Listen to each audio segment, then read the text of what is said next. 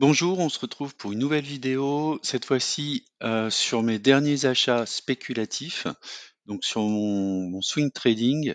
On va voir trois actions que j'ai achetées et sur lesquelles je spécule.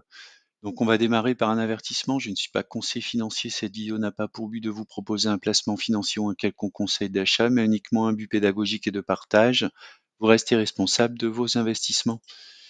Donc effectivement, sur la dernière vidéo, mensuelle de mon PEA, je vous avais indiqué, que, j'étais rentré sur 3 actions, donc Française de l'énergie, Verallia, Interparfums.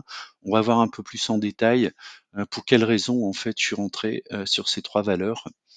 Alors la première valeur, c'est, Française de l'énergie. Donc si on regarde l'analyse fondamentale, alors je sais que l'écran est un petit peu petit, si vous regardez la vidéo à partir d'un téléphone portable, suivez plutôt le son de ma voix plutôt que le visuel, parce que les chiffres sont tout petits.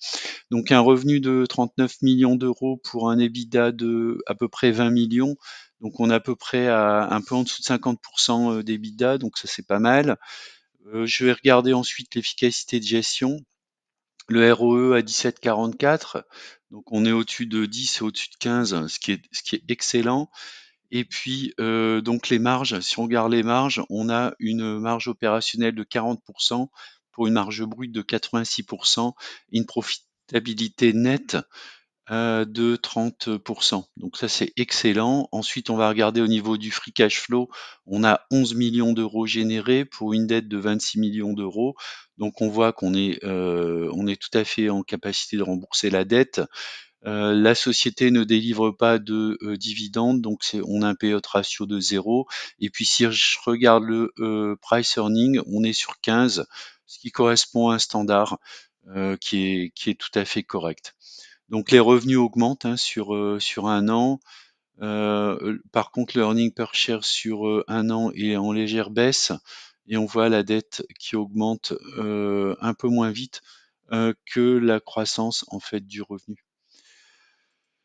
Alors si on regarde maintenant sur la droite de régression, alors on n'a pas beaucoup de recul, on a à peu près 8 ans de recul.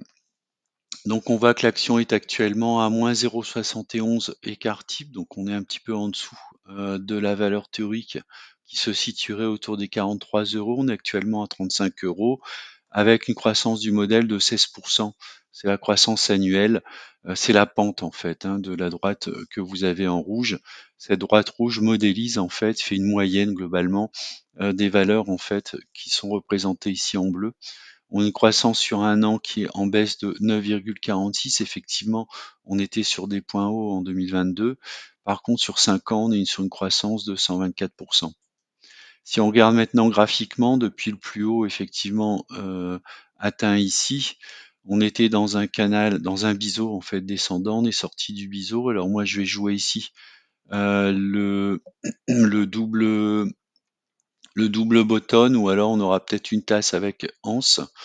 Donc sachant que le déclencheur devrait être ici autour des 36,5 à peu près, avec on pourrait viser par exemple la moyenne mobile ici moyenne mobile sur 90 jours, voilà, qui pourrait être intéressante à toucher autour des 42 euros.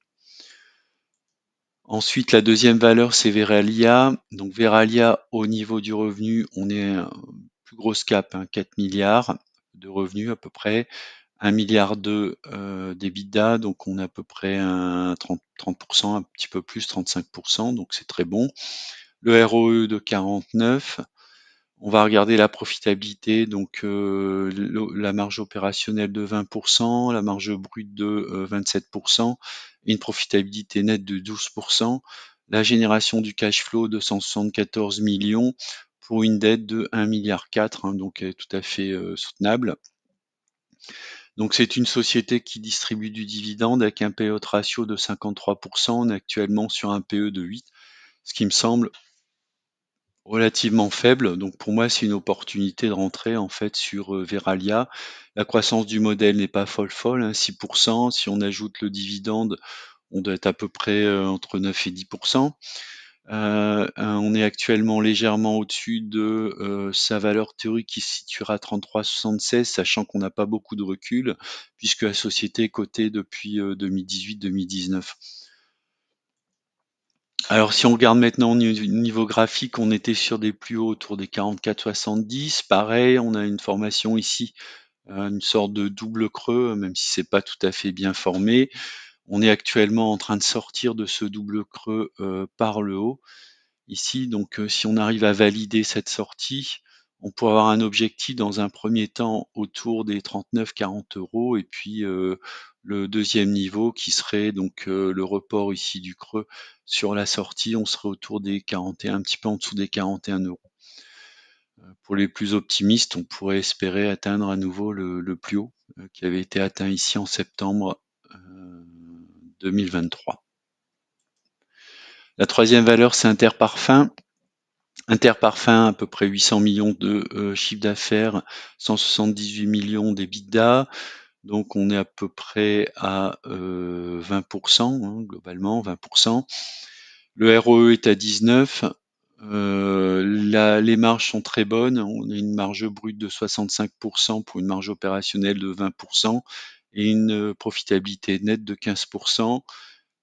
Génération du cash flow de l'ordre de 6 millions et puis c'est une société qui n'est pas endettée, donc l'endettement négatif, donc il y a une trésorerie.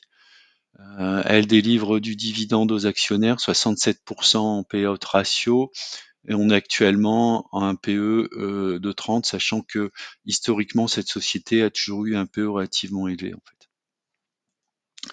Si on regarde au niveau de la croissance du modèle, on est de 14% hors dividende, ce qui est pas mal du tout. On a un coefficient de corrélation de 0,80, donc elle fluctue quand même entre les moins 2 sigma et plus 2 sigma. On est actuellement à peu près à son prix, 0,20, 48,89 pour un cours de 52, donc légèrement au-dessus. Une progression donc en baisse depuis un an de 16%. C'est pour ça, pour moi, ça peut être une opportunité de rentrer à ce cours-ci. Si on regarde maintenant au niveau graphique, donc on est quand même sur une tendance positive depuis à peu près le mois le mi-octobre 2023. Donc on atteint successivement les hauts et les bas du canal. Ici on a une petite sortie du canal. Alors attention néanmoins, on a quand même une petite résistance autour des 53, 50, 54. Si on arrive à dépasser cette résistance, on pourra aller retrouver les 61 euros. Donc moi je la joue quand même en trend following, sachant que elle délivre du dividende, des attributions d'actions 1 pour 10. Donc pour moi c'est voilà, une belle opportunité puisque elle a franchi ici à la hausse une résistance donc qui est pour moi une zone de support. Voilà, c'est la fin de la vidéo. N'hésitez pas à mettre des commentaires, dites-moi quelles actions vous suivez actuellement. Quelles opportunités vous poursuivez, si vous le souhaitez bien sûr. Et puis je vous dis à bientôt pour une prochaine vidéo.